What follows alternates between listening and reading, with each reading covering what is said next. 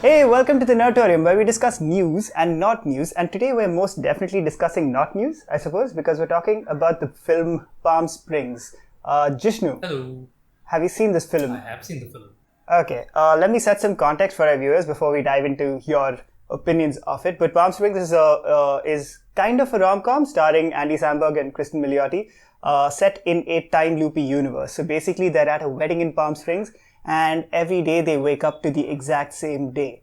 And that's kind of the gist of it. So it's like a lot of movies you might have seen before, Groundhog Day being the first of them probably.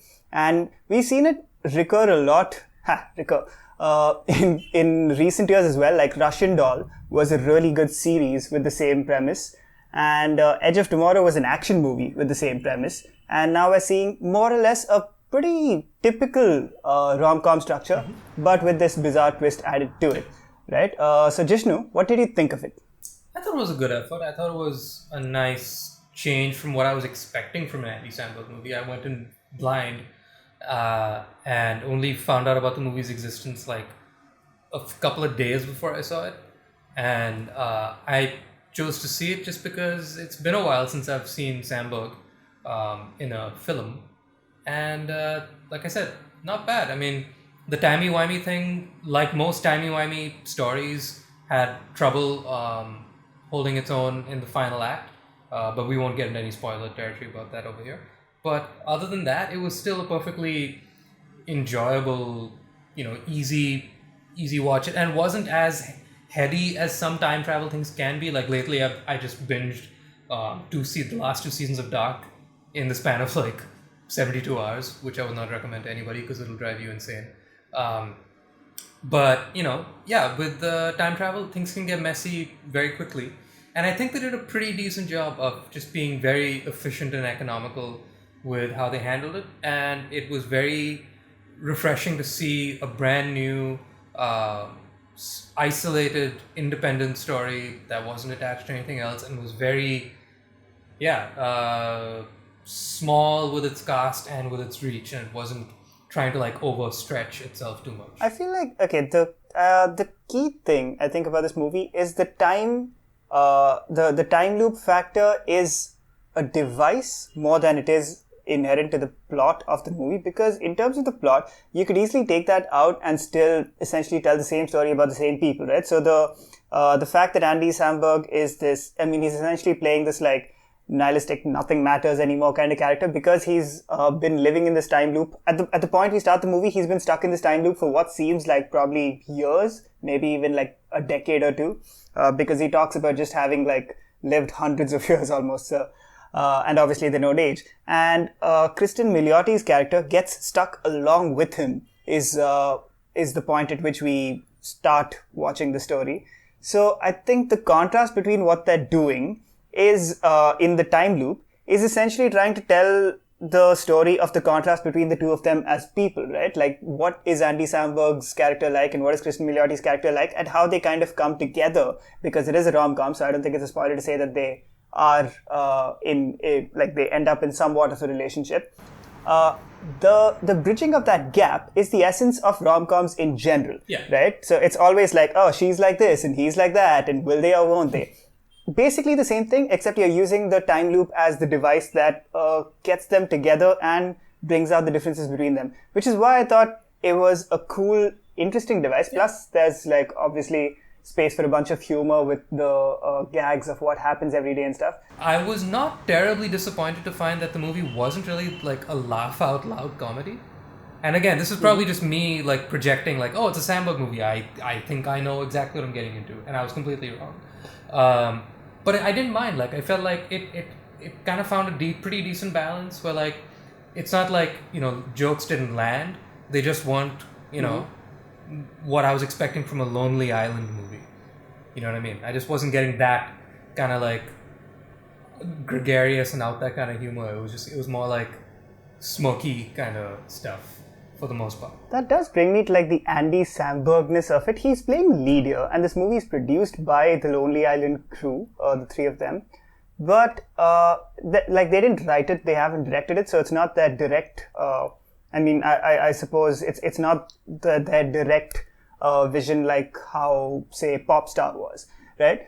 But Andy Samberg has, over the years, shown that he has range, man. Like, he can play a range of characters while still basically being Andy Samberg. So what we're seeing here is Andy Samberg almost reacting, I'm guessing, like he would in a real life situation, as opposed to like a completely nuts, like juvenile humor or like a slapstick humor kind of situation. And I think that range that he's displayed like really works. So like in Brooklyn Nine-Nine, for example, he has, I mean, again, he's a goofball who's doing goofball stuff, but there have been moments of like genuine emotion in there as well. And he's shown that he can do nuance while still basically being himself and not like changing him. Like it's not a transformation. You're not going to see this movie and go like, whoa, I didn't expect Andy Samberg to be like this leading man with depth.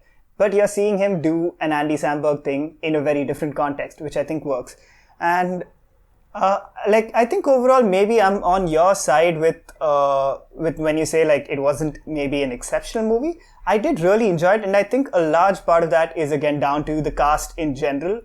Even the supporting characters, like J.K. Simmons plays. He's got a bit of the Hunter in Jumanji vibe to him. Yeah, I love that. He's terrifying. Did not see that coming. But like he plays a character who's kind of like the Bill Murray of this lot. Like what Bill Murray is like in Groundhog Day. Yeah. Where he's just this like, I mean, to start with, just like an angry guy who goes through a bit of a journey. Yeah. It's like he's doing that, but he's not the main character. So it's almost like what if multiple people were stuck in the Groundhog Day situation, but you didn't focus on Bill Murray's character. Yep. It's very interesting. He had all of like three scenes, of which two of them are just playing up his J. Jonah Jameson angry man chasing somebody. Yeah. And then his last scene, he plays Uncle Ben and he kills it. Like he just shows up in the movie to like antagonize you and then to give you a big hug. And he does both of them with such grace. It's incredible. He does have three major scenes, and what I think is spectacular is the range he shows in three of them. So one is him basically doing Jonah Jameson, one is an Uncle Ben sort of riff, like you said, and in one, he's on like this epic bender with Niles, Andy Samberg's character, where they're just like, they go on this like drug-fueled night, I suppose because they're stuck in a time loop, and he nails that as well. So like if you wanted to see J.K. Simmons like partying it up, there's also that in this movie, which is something to look for. And I think even the supporting cast, like the family of Cristin Millioti's character's sister, who is the one getting married, were all solidly likable, which is again so important to a rom-com. Absolutely, and I don't know if you knew who this guy was, but I was very excited to see Marissa's dad from the OC playing the father of the bride. I didn't know he was. What is his name? I have no idea. I forgot he existed. He looks exactly the same. This man has not aged in 20 years and it made me so happy. He really has. He's the Paul Rudd of trashy teen dramas. It's amazing. He's so good. I just forgot he existed. It made me very happy. Okay, give us a rating, Jigs. Do you think people should watch this movie? I think they should. They should also know that the director, Max... Oh, I'm going to forget his name. Barbakov, I think. Yeah, it's one of his first. He's a new boy, so give him time. I thought this was when I didn't know that going into it, but then looking at it after the fact, I'm like, hey, like if this is a pretty solid, not the first effort of his, but I like where his head is at. So I think it's definitely worth a watch. Especially, I think it's relevant, to the kind of life we're all living today. It's kind of hitting the nail on the head. Definitely wasn't designed for that purpose, but it's relevant as all hell right now. So I think it's a nice, refreshing change of pace. Maybe all like time loopy movies are very relevant to the fact that we're mostly living at home now. Yep.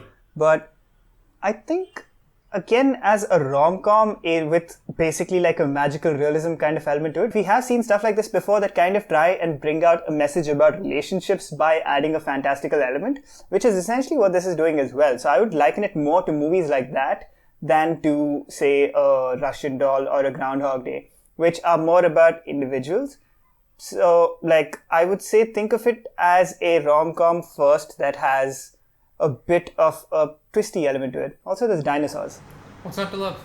I think you can show this movie to people that aren't the biggest sci-fi people in the world, and then they will get a pretty solid bite out of one of the most, prominent status quos in sci-fi without being overwhelmed by it. Exactly. I feel like this is far from sci-fi, which is why I'm likening it more to, like, say, movies like The Lake House and so on, which are basically, again, rom-coms with, like, a device to them. Which, I mean, like, even freaking Serendipity is basically that. Where you're saying, like, it's a rom-com, but you've added, like, oh, well, will we meet here kind of device, and that's what the time loop functions as here. So yes, I would, I think we can close by saying that we should definitely ask people to check out this movie. It's well worth a watch. It's also light and not too heady, which is important, I think. You could literally watch it off an evening in a quick, breezy 90 minutes and have a good time. So why don't you guys do that and then tell us what you thought of it in the comments and what you think of fantastical rom-coms in general, because it's been a while since we've seen one of them. This has been the Nerditorium.